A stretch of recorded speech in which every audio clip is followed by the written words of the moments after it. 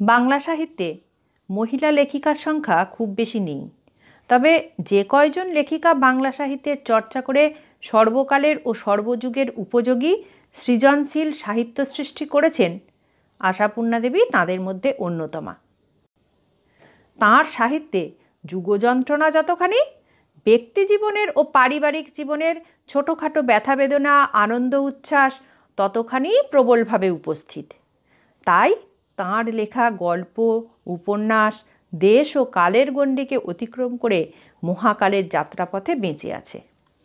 প্রথম প্রতিশ্রুতির প্রতিশ্রুতিময় সৃষ্টিকর্ম তাঁকে জ্ঞানপীঠ পুরস্কারে ভূষিত করেছে। আজ শোনাব তারই লেখা একটি গল্প। নমস্কার বন্ধুরা, আশা করি ভালো আছেন, সুস্থ আছেন। আজ আপনাদের শোনাব আশাপূর্ণা দেবীর লেখা একটি মজার কাহিনী, পত্নী ও প্রেয়সী। তাহলে শুরু করা যাক আজকের গল্প। কলেজে ঢুকিয়া স্তক প্রেমে পড়িবার জন্য অমানুষিক চেষ্টা করিয়া আসিতেছি, অথচ আজ পর্যন্ত পড়িতে পারিলাম না অর্থাৎ পাইলাম না, মাত্র একটি তরুণীর অভাবে। কুমারী, বিধবা অথবা সধবা যাহাই হোক, হৃদয় বৃক্ষে প্রণয় কুসুম ফোটে ফোটে হইয়াও ফুটিল না। গলা না থাকিলেও গান গাওয়া চলিতে পারে, বউ ব্যতি রেখে শ্বশুরবাড়ি যাওয়াও খুব বেশি অসম্ভব নয়, কিন্তু তরুণীর উপস্থিতি ব্যতীত প্রেমে পড়া আজ পর্যন্ত কোথাও শুনিয়াছি বলিয়া মনে পড়ে না। তাই বলিতেছিলাম, আমার আযৌবনে সাধনা, আপ্রাণ চেষ্টা, শরৎ, রবি, শেলি, কিটস সমস্তই ব্যর্থ হইয়া গেল একটি মাত্র তরুণীর অভাবে। হায় নির্দয় বিধাতা! তাই বলিয়া আপনারা সিদ্ধান্ত করিবেন না নির্দয় বিধাতা তাহার রাজ্য হইতে তরুণী নামক একটি প্রয়োজনীয় জীবকে চিরদিনের মতো নির্বাসন দিয়েছেন। তরুণী আছে, অফুরন্ত আছে। কোথায় নয়? পথে ঘাটে, ট্রামে বাসে, থিয়েটারে সিনেমায়, স্কুলের দোরে, কলেজের ঘরে তরুণীর হরির লুট। কিন্তু হাতের কাছে একটিকেও পাইলাম না। লক্ষ লক্ষর মধ্যেও অলক্ষ্য রহিয়া গেল। এদিকে হতভাগ্য আমির বয়স বিনা বাক্য ব্যয়ে বাড়িয়া চলিতেছে। একবারও ফেল করিতে পারি নাই বলিয়া কলেজের মেয়াদ শেষ হইয়া আসিতেছে, অর্থাৎ ডানা মেলিয়া খোলা আকাশে ওড়ার দিন সংকীর্ণ হইয়া আসিতেছে। এহেন সময় জানিতে পারিলাম পিতামাতা আমাকে স্ত্রী নামক একটি উপসর্গ জুটাইয়া দিবার তালে উঠিয়া পড়িয়া লাগিয়াছেন। হায়, স্ত্রী নাই প্রেমে পড়িবার এত বড় প্রতিবন্ধক আর কি আছে? বিবাহ মানে মুক্ত আকাশ হইতে উদ্দাম পক্ষযুগল গুটাইয়া আনিয়া চিরদিনের মতো একটিমাত্র বৃক্ষের কোটরে কবরিত হওয়া। নীড় বাঁধিবার উপযুক্ত কিছু খড়কুটো সংগ্রহের নিমিত্তই বাঁচিয়া থাকা, খাইবার এবং খাওয়াইবার উপযুক্ত পাকা ফল জুটাইতে পারিলেই চরিতার্থ হওয়া। এক কথায় সমস্ত সম্ভাবনাই ইতি, সমস্ত কেরিয়ারটাই মাটি। যাক, যাহা মাটি হইবার তাহা হইবেই। বিশ্বশুদ্ধ লোকের যাহা হইতেছে আমার বেলাতেই তাহার ব্যতিক্রম হইবে এমন আশা করি না। আক্ষেপ শুধু এই, মাটি হইবার পূর্বে আশা মিটাইয়া খাঁটি প্রেমের আস্বাদ পাইলাম না। রবীন্দ্রনাথের কবিতার লাগসই লাইনগুলো মুখস্থ করিয়া করিয়া অবশেষে ভুলিতে বসিয়াছি। গভীর রাত্রে জানলার ধারে মোমবাতি জ্বালাইয়া শেলি পড়ার অভ্যাস ক্রমশ ছাড়িতেছি। বাড়ির লোকেরা ঘুমাইয়া পড়িলে চন্দ্রালোকিত নির্জন ছাদে বেড়াইবার স্পৃহা এখন ক্ষীণ। শুধু যতক্ষণ শ্বাস ততক্ষণ আশ, এই হিসাবে বৈষ্ণব বনিতেছি। দুধ খাওয়া ত্যাগ করিয়াছি, পেট ভরিয়া ভাত খাওয়া বন্ধ করিয়াছি। রাত্রে গপ গপ করিয়া ডাল ভাত কিলিবার বদলে খান কয়েক ফুলকা লুচি খাইতেছি। আরও নানাবিধ কসরত এখনো ধরিয়া আছি, যদি সহসা ভাগ্য গগনে চন্দ্রোদয় হয়। কিন্তু কই, ঈশ্বরের অবিবেচনায় আস্ত একটি তরুণী তো দূরের কথা, তাহার একটু চুলের ডগা পর্যন্ত দেখিতে পাইলাম না।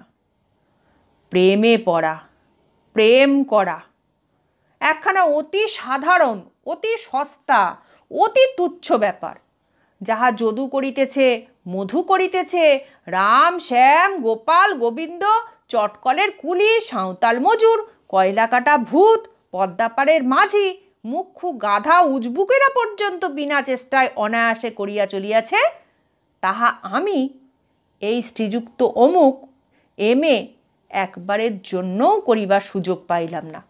এ যন্ত্রণা সান্ত্বনা কোথায়? এদিকে বিবাহের দিন নিকটবর্তী হইয়া আসিতেছে।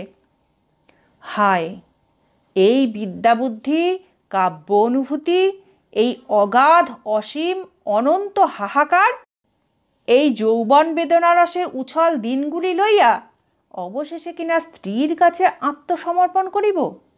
স্রেফ স্ত্রী? ছি ছি!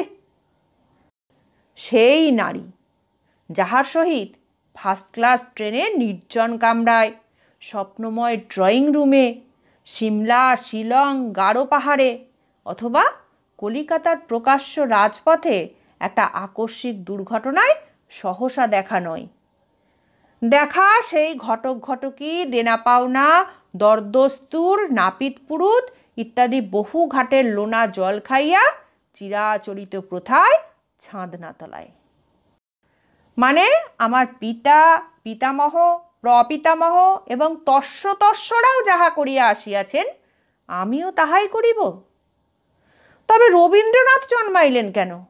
জয়দেব কলম ধরিলেন কেন? শেলি, বায়রন, কিটস এবং আরও অন্যরা, তাহারা জন্মিয়ায় মরিলেন না কেন? প্রেমে পড়িবার চেষ্টা কি আজ করিতেছি? সেই কৈশোর কাল হইতেই তো ওই একটিই বাসনা।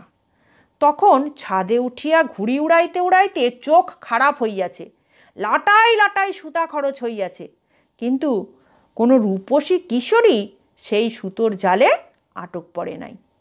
আশেপাশের বাড়ির জানালায় আর বারান্দায় তাকাইয়া তাকাইয়া পাড়ার সমস্ত মেয়েগুলির শাড়ির পাড় মুখস্থ হইয়া গিয়াছে, কিন্তু একটা মেয়েরও মুখ মুখস্থ করিবার অবকাশ পাই নাই। তাছাড়া চিরকালের বসতবাড়ির এই পাড়ায় জন্মিয়া অবধি যে মেয়েগুলোকে প্যানিপাড়া মূর্তিতে রাস্তায় দাগ টানিয়া এক্কা দোক্কা খেলিতে দেখিয়াছি, তাহাদের তো এখন তাহারা বেনি দুলাইয়া এবং আঁচল দুলাইয়া স্কুলে গেলেও টেপি, খেদি, ভূতি, মেনি ছাড়া ভাবতেই পারি না। অতএব আমার মনের দরদালানে দাগ পড়িবার ক্ষমতা হয় নাই তাহাদের। একদিন পাশের জগৎবাবুদের ছাদে হঠাৎ একটি অপরিচিতা তরুণীর দেখা পাইয়াছিলাম। রূপসী না হইলেও তরুণী তো বটেই, অতএব সঙ্গে সঙ্গে প্রেমে পড়িবার জন্য আলগোছ হইয়া উঠিয়াছিলাম, অর্থাৎ অনিমেষ নয়নে তাহার দিকে তাকাইয়া দেখিতেছিলাম, যদি তাহার দৃষ্টিপথে পড়ি। তা পড়িয়াও ছিলাম, কিন্তু পরের ইতিহাস যৎপরনাস্তি করুন। সকর্ণে শুনিলাম তরুণীর কলকণ্ঠ, দেখো দিদি দেখো, ওই বড় লাল বাড়িটার ছাতে একটা ল্যাগ ব্যাগে ছোঁড়া কিরকম অসভ্যের মতো হাঁ করে তাকিয়ে রয়েছে। শিহরিয়া স্তম্ভিত হইলাম। জগৎবাবু স্ত্রী নিম্নকণ্ঠে কহিলেন, আরে চুপ, ও তো ভাদুরীদের। থাক, ডাকনামটা প্রকাশ করিতে চাহি না, তবে এটা বলিতে পারি, পিতামাতারা ছেলে মেয়েদের ডাক নামকরণের সময় বোধ করি স্বপ্নেও ভাবেন না ইহারা ভবিষ্যতে একদিন তরুণ তরুণী হইবে। জগৎবাবু স্ত্রীর বাক্যের শেষাংশ শুনিতে পাইলাম, ওটা তো নেহাত বাচ্চারে, ঘুড়ি উড়িয়ে বেড়ায়, দেখিস না, ছেলে মানুষ। অপর কণ্ঠ, ছেলে মানুষের মতো ভাবভঙ্গি তো নয়, টেরির বাহার দেখে তো তাক লেগে যাচ্ছে। পাড়ায় থাকো, এইসব হতচ্ছাড়া ডেপো ছোড়াদের সায়স্তা করতে পারো না? কখনো কোনো কাব্য নাটকে নায়ক সম্পর্কে নায়িকার এরূপ জোরালো উক্তি শুনি নাই। বেত্রাহত কিসের মতো যেন ঘাড় নিচু করিয়া ছুটিয়া নামিয়া আসিলাম। ব্যাস, বাড়ি বসিয়া প্রেমে পড়িবার স্বপ্ন ওইখানেই ইতি। অতএব পথে সর্বদাই বাসে চড়িবার সময় প্রয়োজনের অতিরিক্ত পয়সা লইয়া উঠিয়াছি। কখনো কোনো মেয়েকে মানি ব্যাগ হারাইয়া কি বলে ভীতচকিত নেত্রে ইতস্তত চাহিতে দেখি নাই। রাস্তার পাশ ছাড়িয়া মাঝখান দিয়া চলিতে চলিতে আক্ষেপ করিয়া করিয়া হাল ছাড়িয়াছি। কেহই রোল সুরাই কি মিনার ভাকানা চাপা দিতে দিতে সাদরে গাড়িতে তুলিয়া লয় নাই। একদিন একটা ড্রাইভার কালা বলিয়া গালি দিল। তদবধি আবার ফুটপাথ দিয়া হাঁটিতেছি। শুধুই কি কলিকাতায়, সিমলা, শিলং, পুরী, রমনা, গারোহিল, কালিম্পং কোথায় না গিয়াছি। হাতের কাছে গিরিডি, মধুপুর, দেওঘর, দার্জিলিংয়ের নাম আর নাই করিলাম। বেড়াইতে নয়, বায়ু পরিবর্তনের জন্য নয়, কেবলমাত্র একটি তরুণীর জন্য।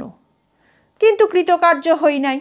বুঝিয়াছি ওরা শুধু গল্পে উপন্যাসেই থাকে, বাস্তবে কি আদেও থাকে না? থাকে, আছে, কিন্তু যেমন তরুণী আছে তেমনি তাহার আশেপাশে গোঁফ আছে, দাড়ি আছে, বর্ষীয়সী জননীর সেন দৃষ্টি আছে। অথচ গল্পে উপন্যাসে এসব কিছুই থাকে না। নাই নাই নাই জঙ্গলাকীর্ণ টিলার উপর ক্রন্দন নিরত উদাসিনী, নাই জ্যোৎস্না প্লাবিত বালুবেলায় রহস্যময়ী একাকিনী, নাই বেওয়ারিশ সমাজ সংস্কারিকা, নাই বোহেমিয়ান দুঃসাহসিকা। অতএব কিছুই নাই। জীবনের রস নাই, যৌবনের রং নাই। সাধে বলিতেছি, পৃথিবীটা একটা ঘষা পয়সার মতো লাগিতেছে। কথাটা কোথায় যেন পড়িয়াছিলাম। মনের অবস্থা যখন এইরূপ শোচনীয়, ঠিক সেই সময় বিবাহ হইল। পাঠক লক্ষ্য রাখিবেন, বিবাহ করিলাম না, বিবাহ হইল। ভাদুরী বাড়ির আর 5টা ছেলের যেমন করিয়া বিবাহ হয়, ঠিক তেমন করিয়া। সেই ঘটক ঘটকি, দেনা পাওনা, অধিবাসের তত্ত্ব, ফুলশয্যার তত্ত্ব, লুচি, ছোলার ডাল, মাছের কালিয়া, পান্তুয়া ইত্যাদি ইত্যাদি। লোকজন ভোজ খাইয়া অনেক সুখ্যাতি করিল। কোনোখানে ত্রুটির নাম মাত্র রহিল না। কেহ একবার আমার ব্যথাহত হৃদয়ের প্রতি দৃষ্টিপাত করিল না। আমিও অগত্যা যথারীতি সাজসজ্জা করিয়া রওনা হইলাম। সত্যের অপলাপ না করিলে বলিতে হয়, স্ত্রীকে দেখিবা মাত্র মুগ্ধ হইলাম এবং সঙ্গে সঙ্গে ভালোবাসিয়াও ফেলিলাম। না না, ভুল করিবেন না। ভালোবাসিয়াছি তাই বলিয়া প্রেমে পড়ি নাই। ভালোবাসা এক, প্রেমে পড়া আর এক। স্ত্রীকে কে না ভালোবাসে? আপনারাই কি বাসেন না? তাই বলিয়া তাদের সহিত প্রেমে পড়িতে গিয়াছেন কি? সময়ে চা না পাইলে অথবা হাতের কাছে গামছা না পাইলে স্ত্রীর উপর অনায়াসেই একাত্র বিরক্ত হওয়া যায়। অথবা বাজার খরচ বেশি করিলে বা নিশীথ রাত্রে ছেলে ঠ্যাঙাইলে তিরস্কার করা যায়। ছাদে দাঁড়াইয়া চুল শুকানো অথবা বারান্দা হইতে ফেরিওয়ালা ডাকা সম্বন্ধে শাসন করাও চলিতে পারে। কিন্তু পারিবেন আপনার রহস্যময়ী প্রেমিকার সহিত এরূপ ব্যবহার করিতে? তখন ছাদে চুল শুকাইতে দেখিলে ভোরের শুকতারার সহিত তুলনা করিয়া ধন্য হইবেন। বাজে খরচ করার মধ্যে একটা অলৌকিক সারল্য দেখিয়া মুগ্ধ হইবেন এবং এক পেয়ালা চা, তা সে যত দেরিতেই হোক, পাইলেই কৃতার্থ হইবেন। অবশ্য ঠেঙাইবার মতো ছেলে তাহার না থাকাই উচিত।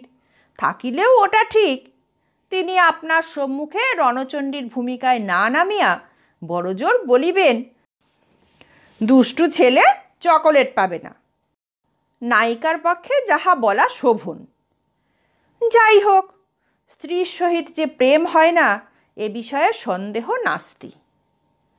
তিনি সাঁঝের তারকাও নয়, ভোরের জুথিকাও নয়, স্বপ্নও নয়, মায়াও নয়, দস্তুর মতো একটা জলজ্যান্ত জীব।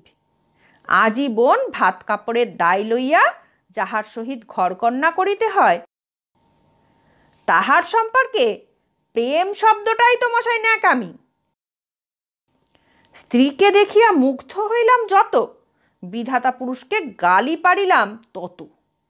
হায়, ইহাকেই 2 দিন আগে একবার দেখাইলে কি ক্ষতি ছিল?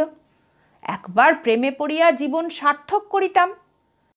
এই অষ্টাদশ বসন্তের মালাগাছিকে বিবাহ করিয়া বসার মতো বর্বরতা আর কি আছে?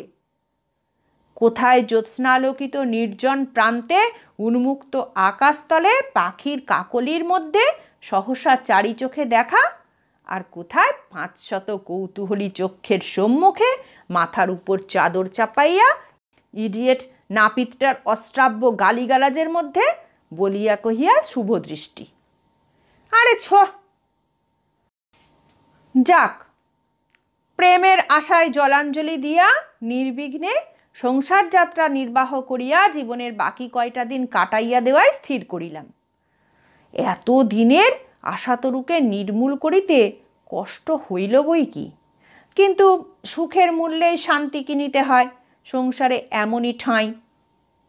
স্ত্রীর কাছে এমন ভাব দেখাইতেছি যাহাতে তিনি ধারণা করিতে পারেন জীবনে কখনো নারী শব্দটাকে হৃদয়ে ত্রিসীমানাতেও আসিতে দিই নাই।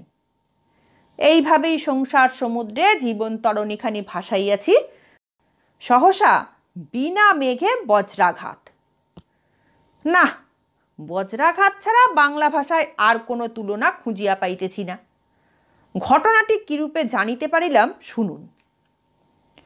বন্ধুবর্গ লইয়া জোর আড্ডা বসাইয়াছি, সহসা বাড়তি একজোড়া তাসের আবশ্যক হইল। ভিতরে গিয়া স্ত্রীর কাছে আর্জি করিতেই তিনি আলগোছে ডুরি শাড়ির আঁচল হইতে চাবির গোছা খুলিয়া আমার হাতে দিলেন। দেখি তাহার আশেপাশে স্তূপীকৃত মোচার খোলা, 2টি হাত মোচার আঠায় কলঙ্কিত। ব্যাপারটা বড়ই দৃষ্টিকটু ঠেকিল। না হয় স্ত্রী, নিহাতি স্ত্রী মাত্র, তবু 18 বছর বয়স তো। যাহারা একটি 18 বছরের মেয়ের চাঁপার কলির মতো আঙুল দিয়া মোচা কোটায়, তাহাদের পাপের প্রায়শ্চিত্ত কি? ভাবিতে ভাবিতে ঘরে গিয়া স্ত্রীর বাক্স খুলিলাম, আর সঙ্গে সঙ্গে খোলা বাক্সটা যেন দাঁত খিচাইয়া উঠিল। হ্যাঁ মশাই, জড় পদার্থও খিচাইতে পারে, ভ্যাংচাইতে পারে। বাক্স খুলিতেই চোখে পড়িল একটা চ্যাংড়া ছোঁড়া দাঁত বাহির করিয়া হাসিতেছে।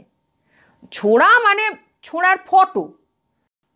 ইচ্ছা হইল ফটোখানা লইয়া টানিয়া ডাস্টবিনে ফেলিয়া দিই, কিন্তু না, তদন্ত করা আবশ্যক। চাকর দিয়া বাহিরে খবর পাঠাইলাম, হঠাৎ কলিক পেন ধরিয়াছে, বিছানায় পড়িতে হইয়াছে। চুলায় যাক তাসের আসর, বন্ধুদের মনে করা তাহাতেই বা কি আসে যায়? ঘরে যাহার আগুন লাগিয়াছে তাহার আবার সামাজিকতা? কিছুক্ষণ পরে স্ত্রী আসিলেন, আঁচলে ভিজে হাত মুছিতে মুছিতে, দিব্য হাসি হাসি মুখে। মুখের কোথাও অপরাধীর চিহ্ন মাত্র নাই। মনে মনে বলিলাম, নারী, তোমার অসাধ্য কাজ নাই। স্ত্রী প্রফুল্ল কণ্ঠে কহিলেন, আর তাস নিয়ে গেলেন না যে বড়? পাতা বিছানা থেকে লোভ হলো বুঝি?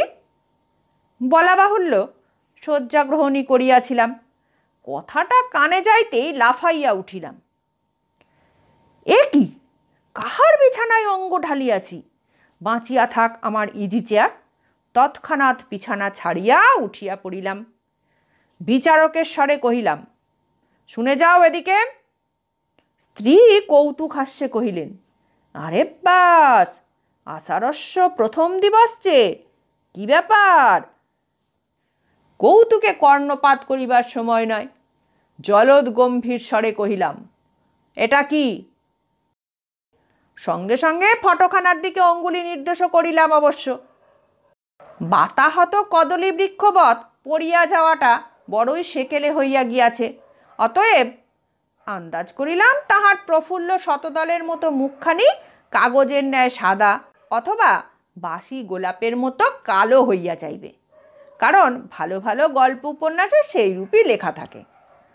কিন্তু আশ্চর্য হইলাম তাহার ব্যবহারে। হেজলিন মার্জিত মুখ, সৌন্দর্যের এতটুকু পরিবর্তন হইল না। পলক মাত্র সেদিকে তাকাইয়া অনায়াস উত্তর দিলেন, ওটা ফটো। দেখুন ধৃষ্টতা। কিন্তু আমি কি অল্পে ছাড়িব? কহিলাম, ফটো তো জানি, কিন্তু কার? ও, এক ভদ্রলোকের। শুনুন মহাশয়, পরস্ত্রীর বাক্সে যাহার ফটো থাকে সেও ভদ্রলোক? কটুস্বরে বলি, ভদ্রলোকের নামটি জানিতে পারি কি? একটু কষ্ট করলেই জানা যায়। কুঞ্চিত দৃষ্টিতে চাহিয়া দেখিলাম, যেটা এতক্ষণ দেখি নাই, ফটোর গায়েই কোণের দিকে লেখা রহিয়াছে, তোমার বিনয়। অগ্নিতে ঘৃতাহুতির কথা শুনিয়াছি, নিজের মধ্যে তাহা স্পষ্ট অনুভব করিলাম। টেবিলের উপর একটা চাপড় দিয়া কহিলাম, তোমার কাছে ওর ছবি থাকে কেন? থাকবে না কেন শুনি? এ কি, এ যে স্পষ্ট বোহেমিয়ান ভাব, তার মানে রীতিমতো সাহসিকা। যে সাহসিকাকে সেই হাফ প্যান্ট পরার বয়স হইতে খুঁজিয়া খুঁজিয়া হয়রান হইয়াছিলাম, তাহাকে অবশেষে কিনা নিজের ঘরের মধ্যেই পাইলাম। কিন্তু বিবাহের পূর্বে ও পরে অনেক তফাৎ। যদু স্ত্রীকে মধুর হাত ধরিয়া অজানার উদ্দেশ্যে যাত্রা করিতে দেখিলে সেই মহান প্রেমের চরণে অবশ্যই মাথা নোয়াইব। তাই বলিয়া নিজের স্ত্রীর বাক্সে অপরের ফটো সহ্য করিতে হইবে? অসম্ভব। পৌরুষ গর্ব গর্জন করিয়া উঠিল, না, থাকবে না, থাকতে পারে না। নিজের হাতে আমার সামনে দেশলাই জেলে পোড়াও।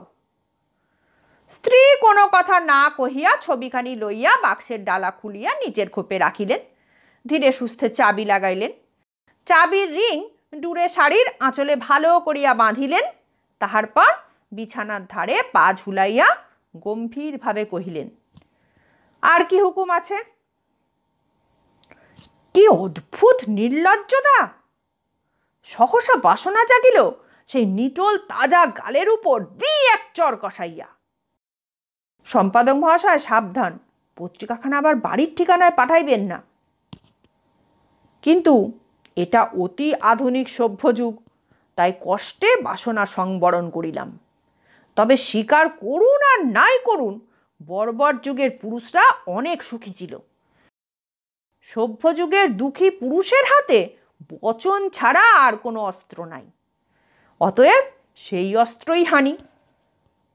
এই বিনয়টি তোমার কে? স্ত্রী মুখ টিপিয়া হাসিয়া কহিলেন, তাও বোঝনি এতক্ষণ? ধন্য বুদ্ধি তো। তাহলে ও তোমার প্রেমিক? অদ্ভুত ভাষায় বলতে চাও তো তাই বলো, নচেৎ বন্ধুও বলতে পারো। রেখে দাও তোমার ভদ্রতা, বিয়ের আগেই তাহলে প্রেমে পড়ে এসেছো? কি মুশকিল, বিয়ের আগে পড়বো না তো কি বিয়ের পরে পড়বো? ছি ছি ছি, কথাটা বলতে তোমার লজ্জা করলো না? স্বামী ছাড়া অন্য একটা পুরুষকে? উফ, হাসালে তুমি। মাথা নেই তার মাথা ব্যথা। বিয়ের আগে স্বামী কোথায়? কিন্তু কিন্তু তুমি না হিন্দুর মেয়ে, অনুরা অবস্থায়? স্ত্রী এক পা নড়িয়া চড়িয়া বসিয়া কিছু গম্ভীরভাবে কহিলেন, হিন্দুর মেয়ে বলতে তোমার ধারণাটা কি? নীতিরত্নমালার একটা পরিচ্ছেদ? হিন্দুর মেয়ে তার আইবুড়ো বেলাটাও ভবিষ্যৎ পতিদেবতার নামে উইল করে রাখবে, এই আশা? ক্রোধ মুখে উচিত কথা জোগাইল না। উল্টে বলিলাম, আমি অন্তত তাই মনে করি। তোমাকে বিয়ে করার আগে আমি কি কোনো মেয়ের সঙ্গে প্রেম করতে গিয়েছিলাম? পাঠক, দেখুন মিথ্যা কথা বলি নাই। স্ত্রী কিন্তু লজ্জিত মাত্র না হইয়া তৎক্ষণাৎ বলিয়া উঠিলেন, করনি সেটা তোমার বুদ্ধতার জন্য, আমার জন্য নিশ্চয়ই নয়। তবে করলে আমি তোমার টেবিলের ড্রয়ারে দুখানা পুরনো প্রেমপত্র কি চুলের কাঁটা অথবা খেদামুখী একটা ফটো দেখলে মূর্ছা যেতাম না। দেখছেন তো এখনকার মেয়েদের সহিত কথায় পারিবার জো কোথায়। উপন্যাস পড়ার কুফল আর কি। গুম হইয়া গিয়াও হঠাৎ দাঁতে দাঁত চাপিয়া বলিলাম, বটে মূর্ছা যেতে না। না, উফ, একটা দস্তুর মতো প্রেমে পড়িয়া যদি দেখাইতে পারিতাম, দেখিতাম ঈর্ষা বস্তুটা কেমন। কিন্তু না, জমার ঘরে মোটা অঙ্ক থাকিতেই যাহা পারি নাই, আজ এখন খরচের খাতায় নাম লিখাইয়া, তাছাড়া আর কি। বিবাহ মানেই তো খরচ হইয়া যাওয়া। স্ত্রী কি মনে করিয়া কোমল কণ্ঠে কহিলেন, মিথ্যে মন খারাপ করছো কেন বলো তো, যাও বন্ধুরা বসে রয়েছে, খেলোগে। আশ্চর্য, এই কোমলতার মধ্যে ছলনার আভাস পাইলাম না। তবু স্বামিত্বের অভিমান, ক্ষুব্ধ কণ্ঠে কহিলাম, মিথ্যে মিথ্যে মন খারাপ, তার মানে দাম্পত্য জীবনের পবিত্রতাও মানো না? ও বাবা, মানি না আবার, বিলক্ষণ মানি। মানি বলেই তো বিয়ের দিন 3খানা ডাক টিকিট খরচ করে লম্বা লেকচার দিয়ে এলাম। পূর্ব কথায় জবনিকা পাঠক, এখন আমার পবিত্র দাম্পত্য জীবনের মাঝখানে নাক গলাতে এসো না। রূঢ় হইতে গিয়াও কেমন পারিলাম না। খাপছাড়া গলায় কহিলাম, তাকেই বিয়ে করলে না কেন? বিয়ে?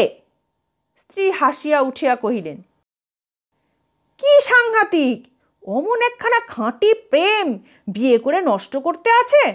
বিয়ে মানেই তো প্রেমের জবাই। রণক্ষেত্রে নীতি মানিলে চলে না, তাই বলিয়া উঠিলাম, কেন স্বামী স্ত্রীর মধ্যে ভালোবাসা থাকে না? ভালোবাসা থাকতে পারে, থাকেও, তাই বলে প্রেম না। তুমি হাসিয়ে ছাড়লে দেখছি। দেখুন, আমারই অস্ত্রে আমাকেই ঘায়েল। উফ, অথচ এ যাবৎ ভাবিয়া আসিয়াছি আমার চিন্তাধারা কি মৌলিক। বাঘের ঘরে ঘোগের বাসা আর কাহাকে বলে? কিন্তু পুরুষের মুখে মানায় বলিয়া সব কথা স্ত্রীলোকের মুখে মানায় না। রাগ ভরে বাড়ি হইতে বাহির হইয়া গেলাম, কিন্তু কতক্ষণের জন্যই বা? রাস্তায় বাহির হইয়া যাওয়া চলে, রাস্তায় থাকিয়া যাওয়া চলে না। ফিরিতেও হইল, খাইতেও হইল। খাইলাম বটে, কিন্তু রাগ যে একটুও পড়ে নাই তাহা জানাইয়া দিতে মুখ ভার করিয়া রহিলাম। রাত্রি হইল, শুইতে আসিতেও হইল। হায়, সেই শয্যাতেই যে শয্যায় ওই অপরাধিনী স্ত্রীও শয়ন করেন। কিন্তু কি করিব, ঘরে যে দ্বিতীয় জায়গা আর নাই। ক্রমশ বুঝিতে পারিলাম তিনি আসিলেন। চুড়ির রুনুঝুনু বাজিয়া উঠিল। একান্ত কাছে কে বসিল, কাহার উষ্ণ স্পর্শ আমার গণ্ডদেশে। চোখ মেলিয়া চাহিলাম, সঙ্গে সঙ্গে মনে হইল সেই ধৃষ্ট অপদার্থ বিনয়টা ঠিক মেয়ের সঙ্গেই প্রেম করিয়াছিল। গৌর ললাটে একটি ছোট্ট সিঁদুরের টিপ, ঈষদ্ভিন্ন হাস্যরঞ্জিত অধরপুট উজ্জ্বল হইয়া উঠিয়াছে চমৎকার মুক্তার মতো দাঁতের আভায়। এই নাও বলিয়া তিনি আমার হাতে একতারা কাগজ তুলিয়া দিলেন। কি, সেই হতভাগ্যর চিঠির তারা বুঝি? ছুঁড়িয়া ফেলিয়া দিতে যাইতেছিলাম, চোখ আটকাইয়া গেল। ছি ছি, কি লজ্জা! এ যে আমারই আজন্ম বিরহী কৌমার চিত্তের উচ্ছ্বাস। না চাহিয়াও বুঝিলাম পত্নী হাসিতেছেন। আবার কণ্ঠস্বর, আর এই নাও বিনয়ের ছবি, ইচ্ছে হয় পুড়িয়ে ফেলতে পারো। বিনয়টি নয় কেউ নেই, ছবিখানা হচ্ছে বায়োস্কোপের। তাহাকে আর কথা কহিতে দিলাম না, কাছে টানিয়া লইলাম। তারপরে না থাক, পাঠকগণকে অনেক কথা বলিয়াছি, এইবার একটি শেষ কথা বলিয়া বিদায় লই। পত্নীর সহিত প্রেমও অসম্ভব নয়। শেষ হলো আজকের গল্প। গল্প পাঠ কেমন লাগলো কমেন্টের মাধ্যমে অবশ্যই জানাবেন। ভালো লাগলে আমাদের চ্যানেলটিকে সাবস্ক্রাইব করে আমাদের পাশে থাকবেন। সবাই ভালো থাকবেন, সুস্থ থাকবেন, আনন্দে থাকবেন। নমস্কার।